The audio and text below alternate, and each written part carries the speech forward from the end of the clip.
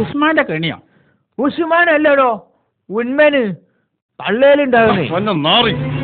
എന്റെ ഉപ്പും ചോറ് നിന്നിട്ട് എന്റെ മകനെ തന്നെ അല്ലടാ.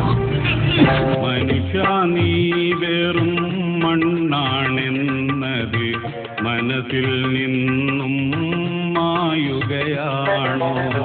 മരണം നിന്നെ പിടികൂടും, അത് മറന്ന് നീയും വാഴുകയാണ്.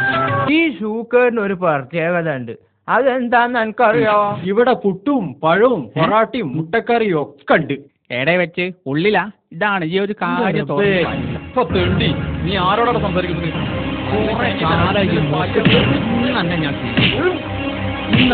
എടോ, ഈ ചെറുപ്പകാലത്ത് വല്ലതും ചെയ്തതേ ബാക്കി ഉണ്ടാവുള്ളൂ, വല്ലതും ചെയ്തതേ ബാക്കി ഉണ്ടാവുള്ളൂ.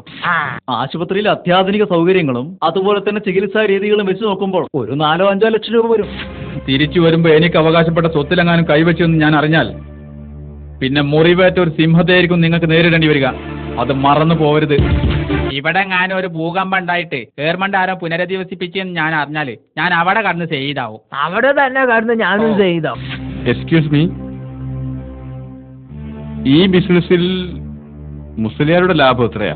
ജീവിതമെന്നത് ശാശ്വതമല്ല നിനക്കീ ഭൂമിയിൽ, മരണം നിന്നെ പിടികൂടുമേത് നിമിഷവും വീതിയിൽ.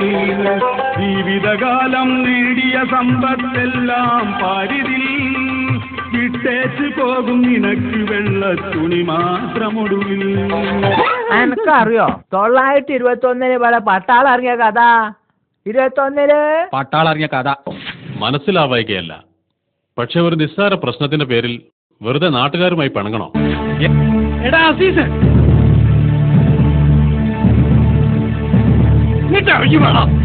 ഓനക്ക് ഖുർആൻ ശരിക്കും ഓതാൻ നിസ്കാരത്തിൽ ചൊല്ലേണ്ടതൊക്കെ അറിയോ? അതറിയലുണ്ടാവില്ല.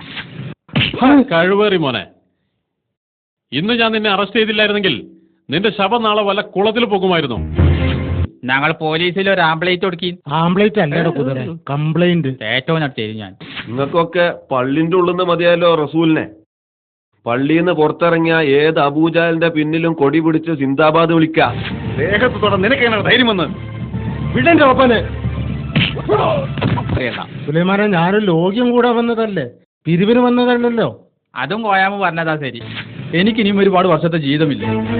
ഇത്ര ചെറുപ്പത്തിൽ ഒരു പരീക്ഷണം നടത്തി അത് നശിപ്പിച്ച് കളയാൻ ഉപ്പക്കെന്താ ഇത്ര നിർബന്ധം? ഇവിടെ ആകെ 4 ക്ലാസ് ഉണ്ട്, ചായ പാരാനും പാത്താനും. നീ ഇങ്ങനെയാണെങ്കിൽ ഞാൻ അങ്ങോട്ട് വരൂ.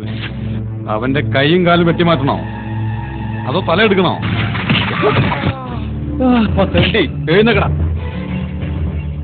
ഞാൻ അങ്ങോട്ടെങ്കിലും നോക്കി വണ്ടി ഓടിക്കും.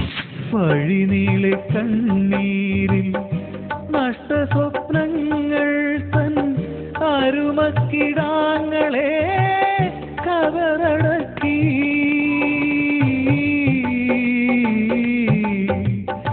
അരുമക്കിടാങ്ങളെ കവറടക്കി.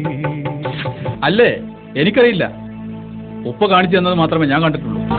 മരിച്ചതിന് ശേഷം രാഷ്ട്രീയക്കാർ യോഗം ചേർന്ന് അനുശോചനം രേഖപ്പെടുത്തിയതുകൊണ്ടോ, നാടിന് നികത്താനാവാത്ത വിടവ് എന്ന് വിശേഷിപ്പിച്ചതുകൊണ്ടോ പടച്ച റബ്ബിന്റെ കോടതിയിൽ നമ്മൾ രക്ഷപ്പെടില്ല.